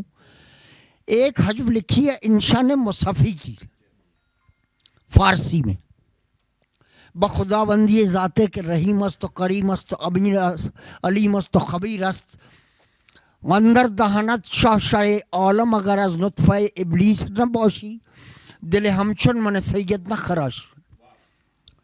مجھے اس حجب سے کچھ لینا دینا نہیں ہے. میں یہ بتانا چاہتا ہوں کہ انگریزی سے اور فرانسیسی سے پہلے بر صغیر کی فارسی میں آزاد نظم موجود تھی، جس کا ثبوت یہ نظم ہے جو میں نے آپ کو ابھی سنائی ہے تھوڑی سی. مکمل اس کو نقل کیا ہے محمد حسین آزاد نے، لیکن ہمارے ناقدین کافی روشن ضمیر ہیں اس لیے ان کو یہ نظر نہیں آئی. تو ادھر موجود ہے. تو مصحفی کا ذکر جو ہے وہ آج جتنا ویلڈ ہے، اور جب وہ یہ کہتا ہے کہ میں بازار تک آ پہنچا ہوں، تو اس کا مطلب یہ ہے غالب جیسا اور فیض جیسا شاعر جس سے متاثر ہے اور اعلانیہ کہتا ہے کہ مصحفی اور سودا میرے پسندیدہ شاعر ہیں. یہ ابھی جو 2 شعر پڑھے گئے، اے ساکنان کنجس کا فس صبح کو صبا، سنتی ہی جائے گی سوئے گلزار کچھ کہو سودا، اور یہ جو دوسرا شعر مصحفی کا پڑھا گیا، یہ فیض کا بنیادی لہجہ ہے. تو بڑا شاعر اپنے بعد والوں پر اثرات چھوڑتا ہے، اور اگر مصحفی کو غور سے پڑھا جائے تو ہمیں واضح طور پر نظر آتا ہے کہ جدید ترقی پسند شعراء جو ہیں ان پر مصحفی کا اثر جو ہے وہ بہت زیادہ. آپ سب کی سماعتوں کا بہت شکریہ کہ آپ نے وقت دیا، اور یہ جو ہمارا پینل ہے اس میں جو باتیں ہوئیں ان کو سنا. یہ سننا جو ہے یہی اصل میں بنیادی طور پر سیکھنا ہے، اور اب باری آپ کی ہے کہ آپ بولیں اور ہم سیکھیں. بہت شکریہ. بہت شکریہ، بہت اچھا کنکلوژن آپ نے کیا. سوال و جواب سے پہلے ایک شعر اور ذہن میں آ رہا تھا، وہ میں سنا دوں کیونکہ سودا کا ذکر ہوا. سودا کا شعر کسی نے نہیں سنایا، لیکن وہ دیکھیں یہ جو ہم کہتے ہیں نا اردو میں کہ پی لو پلا لو کھیلو کھلا لو، اس کو کیسے انہوں نے استعمال کیا ہے.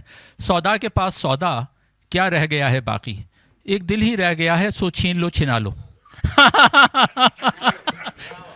ایک دل ہی رہ گیا ہے سو چھین لو چھنا لو.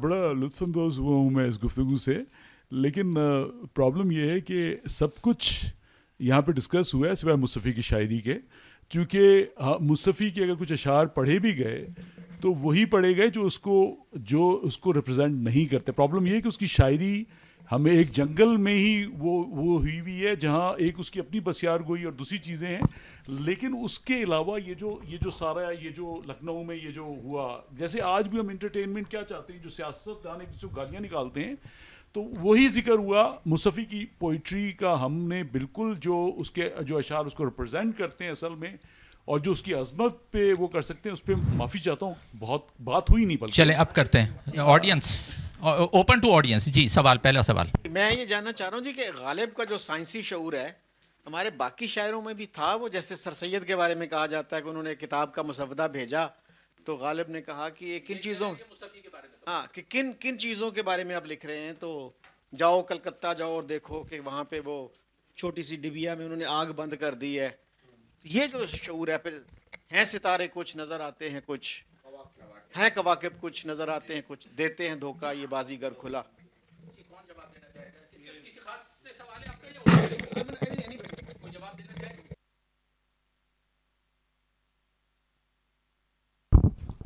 دیکھیے جی, غالب جو سر سید کو جو رخ دیا تھا وہ غالب نے ہی دیا تھا, کہ سر سید رو رہا تھا اس کو آثار الصنادید کو کہ جی بلڈنگز کتنی خوبصورت تھیں, تو اس نے کہا کہ جو تم دیکھنے آگے جا رہے ہو میاں وہ یہ وہ ہیج ہے اس کے سامنے, جو جن چیزوں کا تم ذکر کر رہے ہو کہ لال پتھر تھے تو کالے پتھر تھے وہاں پہ لگے ہوئے. وہ پل دیکھ کے آیا تھا کلکتہ کا, جب وہ ریل میں گیا تھا فورٹ ولیم کالج, تو اس نے ٹرین میں سفر کیا تھا اس نے. اور ایک غالب ایک دستمبو میں اگر آپ دیکھیں, اس نے یہ جان گیا تھا وہ کہ یہ ایک استحصالی سسٹم جو ہمارے ہاں شہنشاہیت اور اس کا سسٹم تھا, میں ڈاکٹر مبارک علی کا کوٹ کر رہا ہوں, ایک استحصالی سسٹم جو بادشاہوں, نوابوں, مہاراجاؤں اور راجاؤں کا تھا, اس کو ایک دوسرا استحصالی سسٹم جو کالونیلزم تھا وہ ریپلیس کر رہا تھا. لیکن غالب اس بات کو جج کر گیا کہ جو دوسرا سسٹم آ رہا ہے وہ ترقی پسند ہے, اور جو لڑائی ہے وہ پروگریسو فورسز اور ریگریسو فورسز کی ہے, اس میں لازمی طور پہ پروگریسو فورسز جیتیں گی. چنانچہ وہ سمجھتا تھا کہ یہ جو سو کال جنگ آزادی ہے یہ صرف بالآخر نقصان کرے گی, یہ مروا دے گی, یہ چونکہ آپ اس کی ایک ترقی کے راستے میں ایک رکاوٹ ڈال رہے ہیں. غالب ہی کا یہ وہ تھا, غالب ہی کا یہ ویژن تھا جس نے سر سید کے خیالات چینج کیے, جو کہ میں سمجھتا ہوں کہ ایک ہی مسلمان لیڈر ہے, چونکہ لیڈر ہمیشہ وہ پاپولسٹ نہیں ہوتا کہ جو پبلک ڈیمانڈ, لیڈر وہ ہوتا ہے کہ جو اپنا ایک اوپینین دے اور پھر جو اگینسٹ ہو, جو تمام. جی شکریہ. اور میرا خیال ہے دوسرا سوال لے لیں, ایک سوال, اگلے سوال کا جواب آپ دے دیجیے گا. جی عطا صاحب. اچھا, ایک تو بڑی خوشی ہو رہی کہ مصطفی پہ یہاں بات ہو رہی ہے, کیونکہ عموماً ادبی فورم ہو یا دوستوں کے درمیان بیٹھے ہوں تو غالب امیر سے آگے بات نہیں. مصطفی آپ کے گرائی بھی ہیں غالباً, مصطفی آپ کے گرائی بھی تھے نا شاید غالباً. نہیں, ہم تو بجنور کے تھے, وہ امروہہ کے. ٹھیک ہے, یا مطلب جدید شعراء میں دیکھیں تو فیض اور فراز سے آگے بات نہیں بڑھتی. تو میری ایک تجویز یہ تھی کہ بھی یہ جو سلسلہ شروع ہوا, جو ہمارے کلاسیکی پوئٹ ہیں, جیسے آج ایک بڑا تعارف ہوا ہے یہاں پہ, اور دوسرا تھا کہ اختر صاحب نے جو بھی بات کی فیض کی کہ وہ متاثر تھے, تو وہ جو ان کی نظم ہے میرے دل میرے مسافر, اس میں بھی انہوں نے وہ ٹکڑا جوڑا ہوا ہے, کبھی اس سے بات کرنا وغیرہ وغیرہ. میرا جو اپنا تعارف جو ہے مصطفی سے ہوا تھا طالب علمی کے زمانے میں, تو ان کی ایک غزل جو ہے اجاز حسین حضروی نے کمپوز کی تھی ریڈیو پاکستان کے لیے, وہ گائے بھی تھی. خواب تھا یا خیال تھا کیا تھا, ہجر تھا یا وصال تھا کیا تھا. تو ہمارا خیال تھا کہ شاید کوئی عصری شاعر ہوگا, لیکن بعد میں پتہ چلا کہ بھی. اس کے علاوہ جو مصطفی کے دو شعر جو ہیں وہ بڑے زبان زدے عام, ایک تو وہی کہ آج اس کا ویسے نہیں ذکر ہو, وہ رفو ہو گیا تھا. اچھا اچھا اچھا. یہ دوسرا تھا کہ جو ہمارے آزاد خیال دوست ہیں وہ عید قرباں پہ بہت کوٹ کرتے ہیں, تھوڑی اس میں ترمیم کر کے. میں عجیب رسم دیکھی کہ وغیرہ. تو ایک پہلو اس کا جو ہے نا وہ یہ تھا کہ یہ جو دوستوں نے ساری یہاں بات کی, کہ میں نے تو جستا جستا ہی پڑھا, یا ایک انتخاب پڑھا تھا کہ گو کہ وہ بڑے نامساعد حالات میں رہے, یعنی مالی تنگ دستی رہی, اور پھر یہ جو یہاں سماجی طور پہ جو انہیں متون کیا گیا اور سارا, کہ اس کے باوجود ان کی شاعری کے اندر وہ جو واویلا یا مطلب ہے پیر فلک سے شکوے شکایتیں اور ناقدری کی بات ان کی شاعری میں کہیں نظر نہیں آتی. تو یہ بڑی ایک اسٹرینگتھ میں نے دیکھی ہے ان کی, کہ بھئی کہ ان حالات کے باوجود ان کی شاعری کے اندر بڑی ایک عالی ہمتی اور مطلب ہے ملتی ان کے اندر. تو یہ پہلو میرے خیال میں تھا کہ جو سامنے نہیں آیا. کوئی سوال نہیں آپ کا. چلیں اور کوئی سوال پیچھے کسی نے ہاتھ اٹھایا تھا ابھی.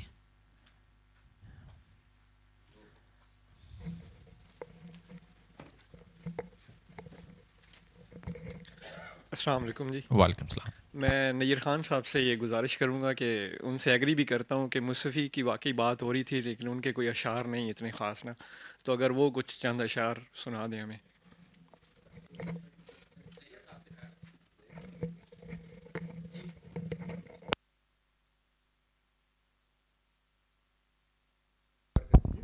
دیکھیے میں پہلے ہی ناظر صاحب کو کافی اریٹیٹ کر چکا ہوں, تو کچھ اشعار تو نہیں میں سناؤں گا.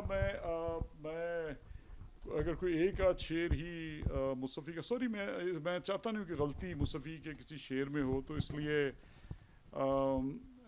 جو ہے میں نے نوٹ کیے تھے, کوئی پریپیئرڈ نہیں آیا میں بھی. دیکھیے پہلی تو میں ان کی بات کہ نہیں, مصطفی کا جو سارا کلام ہے وہ بے قدر جو زمانے کی ناقدری ہے اس پہ بھرا ہے, اور شکوہ بالکل بہت زیادہ شکوہ کیا ہے مصطفی نے, الٹا ہے بات اس کے. ٹھیک ہے, آسمان کا نہیں زمانے کا شکوہ ہے نا. نہیں اس نے باقاعدہ آسمان, مطلب اب خدا کو تو ظاہر سی بات ہے وہ تو تھا نہیں نا اس وقت کے کوئی, لیکن بہرحال اس نے اس کا شکایت بہت زیادہ کیا ہے. اچھا, اور جو میں مصطفی کے تھوڑے سے جمالیاتی شعر, آستی اس نے جو کونی تک چڑھائی وقت صبح آ رہی سارے بدن کی بے حجابی ہاتھ میں, یعنی کہ اس نے کتنا ایک چھوٹا سا اس کو وہ کیا تخیل. اچھا, کہہ گیا کچھ تو زیر لب کوئی, جان دیتا ہے بے سبب کوئی. پھر ایک بہت خوبصورت اس کا شعر میں ایکچولی میں کسی لفظ کی غلطی نہیں کرنا چاہتا, اس لیے میں اس کو مجھے پتا آپ نکال لیں. جی ہاں, میں یعنی جی آپ اس کی مطلب نازک خیالی کیا خوبصورت شعر ہے. ہم آپ فنا ہو گئے اے ہستی موہوم, ہم آپ فنا ہو گئے اے ہستی موہوم, جو موج تبسم لبے جانا سے نکل کر. واہ واہ. ہم آپ فنا ہو گئے اے ہستی موہوم, جو موج تبسم لبے جانا سے نکل کر. یہ خیال عام شاعر پیش نہیں کر سکتا, یہ جی بالکل وہاں رکھ دیجیے اس کو. اچھا, کوئی اور اگر سوال نہیں ہے تو پھر اس کو ہم ختم کریں. جی آپ کا سوال ہے. اچھا, دو جو دبستان ادب ہیں ان کا یہاں پہ ذکر ہوا, ایک دہلی اور ایک لکھنؤ. تو اگر آپ ہمیں یہ سمجھا دیں کہ ان میں بنیادی جو فرق ہے ادبی, اور اس میں یعنی دو شعراء مثلا جو دہلی سے تعلق رکھتے تھے اور لکھنؤ سے, تو ان میں جو اختلاف اور اس میں جو تھیم کے لیول پر جو, یا آپ یہ کہہ لیں کہ موضوعات کے لیول پر جو فرق تھا, یا اس میں وہ کیا تھا؟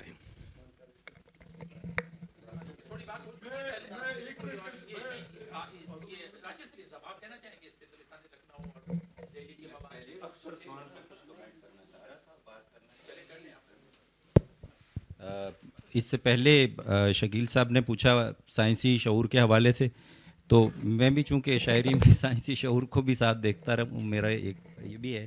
تو غالب کے تو نہیں، لیکن یہاں کچھ اشعار میں پڑھ دیتا ہوں مصفی کے. اس میں عالم کی سب آبادی و ویرانہ ہے، یہ جو کچھ پانی سے باہر ہے زمیں تھوڑی سی. ٹھیک ہے، یہ زمیں تھوڑی سی ان کی ایک ردیف ہے. اور اس میں عالم کی سب آبادی و ویرانہ ہے، یہ جو کچھ پانی سے باہر ہے زمیں تھوڑی سی. اور جس میں خاکی کو بنایا لاغرین عین روح غرق، جس میں خاکی کو بنایا لاغرین عین روح غرق آب بحر کٹ کٹ کر یہ ساحل ہو گیا. ہاں، غرق آب بحر کٹ کٹ کر یہ ساحل ہو گیا. تو بالکل جس طرح باور آیا ہمیں پانی کا ہوا ہو جانا، جس طرح اس نے بھی ایک جگہ پہ، بلکہ وہ گریے کے حوالے سے بھی اس نے بڑا اچھا، وہ شیشہ سعد کے حوالے سے، اگر مجھے یاد آ گیا تو،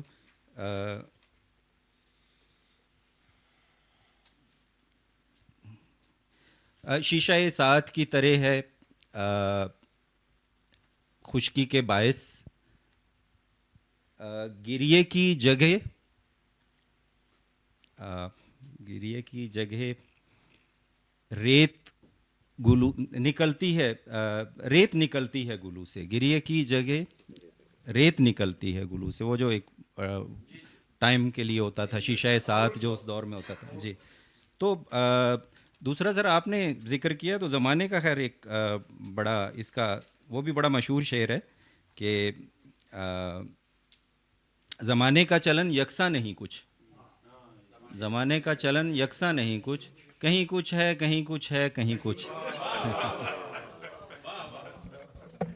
تو باقی وہ لمبی داستان ہے سر. وہ چلے مختصراً ایک سیکنڈ، وہ ان کے سوال کا جواب رہ گیا تو میں مختصراً ان کی اس کا جواب چلیں.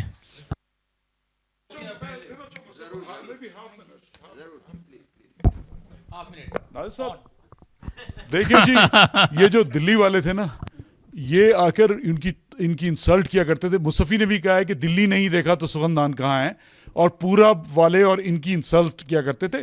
ناسخ جو تھا وہ ایک طرح سے بغاوت تھی کہ وہ جو ایک ان کی سادہ گوئی ہے اس سے اکتا دینے والی سادہ گوئی سے ناسخ نے بالکل چینج کیا اور لینگویج کو چینج کیا. بائی دا وے جو آج ہم اردو بولتے ہیں یہ ناسخ کی بنائی ہوئی اردو ہے.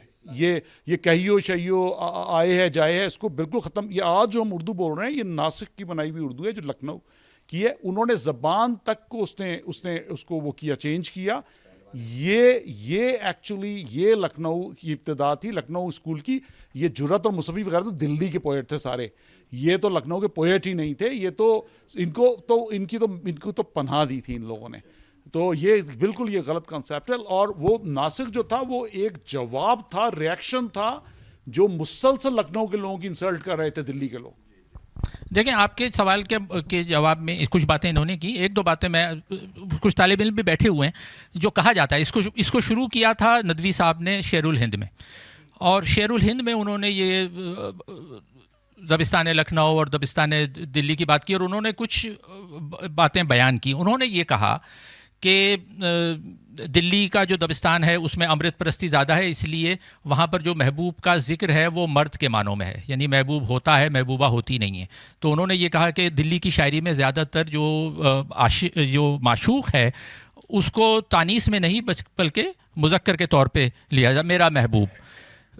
یہاں پر یہ ہوا کہ لکھنؤ میں جو معشوق تھی وہ عورت تھی، عورت کا سراپا تھا، اور اسی سے انہوں نے یہ بات بھی اخذ کی. اچھا، یہ ندوی صاحب کی بات کو پھر آگے لوگ لے کے چلے نا، ابو اللہ صدیقی لے کے چلے، حامد حسن اور بہت سارے لوگ جنہوں نے لکھا وہ اس سے ایگری کرتے چلے گئے. تو اس میں پھر یہ جب محبوبہ کے سراپے کی بات آئی تو پھر وہ داخلیت اور خارجیت کا جو تصور ہے وہ کیا ہے. یہ کوئی وزارت داخلہ اور وزارت خارجہ کی بات نہیں ہو رہی ہے. یہاں پر خارجہ کا مطلب یہ کہ خارجی جو اعضاء ہیں ان کا بیان دبستان لکھنؤ میں بہت زیادہ واضح ہے. دلی میں داخلیت ہے، یعنی وہاں جذبات کا یہ کہا گیا کہ جذبات یعنی داخلی جذبات جو ہیں دبستان دلی جو ہے ان پر زیادہ بات کرتا ہے. پھر ایک یہ بات کہی گئی کہ جو دبستان دلی ہے اس میں تصوف زیادہ ہے تصوف کی خیالات زیادہ مل جاتے ہیں، لیکن دبستان لکھنؤ میں چونکہ اہل تشیع زیادہ تھے اور تشیع جو شیعہ ہیں وہ تصوف سے اتنا قریب نہیں ہیں جتنا کہ یہاں تھے، تو یہ بھی بات کہی گئی کہ وہاں پر دبستان لکھنؤ میں تصوف کا رنگ نظر نہیں آتا. لیکن بعد میں کئی لکھنے والوں نے نیّر صاحب کی طرح اس سے اختلاف کیا اور پھر انہوں نے مثالیں دے کر یہ باتیں ثابت کی کہ یہ دونوں چیزیں دونوں جگہ موجود ہیں. یعنی یہ حتمی رائے نہیں دی جا سکتی کہ جی دبستان لکھنؤ میں یہ ہے. تو جو محقق تھے انہوں نے وہ اشعار اور وہ غزلیں دی ہیں کہ دیکھیں یہ بات غلط ہے. دلی کے شعراء میں بھی صرف امرت پرستی یا محبوب مذکر نہیں ہے، وہاں بھی مؤنث ہے، اور کچھ لکھنؤ کے شعراء ہیں جنہوں نے مذکر کو محبوب مانا ہے، اور اسی طرح تصوف پہ مبنی اشعار دبستان لکھنؤ میں بھی مل جاتے ہیں. تو حتمی کنکلوژن پھر یہ نکلا، میں بھی ان سے متفق ہوں کہ شاید یہ ڈویژن مصنوعی ہے. تو یہاں پر اس گفتگو کو ختم کرتے ہیں، وقت ہمارا خاصا ہو گیا. سب کا بہت شکریہ، اختر عثمان آپ کا، راشد سلیم صاحب کا، نیّر خان صاحب کا، عثمان کا، اور آپ حاضرین کا. مجھے توقع نہیں تھی کہ ہال بھر جائے گا، تقریباً ہال بھر گیا ہے. اس سے اندازہ ہوتا ہے ہماری حوصلہ افزائی ہوتی ہے، کیونکہ میں بڑا یعنی ایک طرح سے تذبذب کا شکار تھا کہ یہ مصفی پہ پروگرام تو کر لیا. میں آتے ہوئے کہہ بھی رہا تھا، ذکر کر رہا تھا کہ کہیں ایسا نہ ہو 2-4 لوگ بیٹھے ہوں اور پھر ہمارا پروگرام ناکام ہو اور مایوسی ہو کہ بھئی یہ کیا پروگرام کر لیا. لیکن میرے خیال میں آج کا پروگرام کامیاب رہا. شاید آپ متفق ہوں. بہت شکریہ.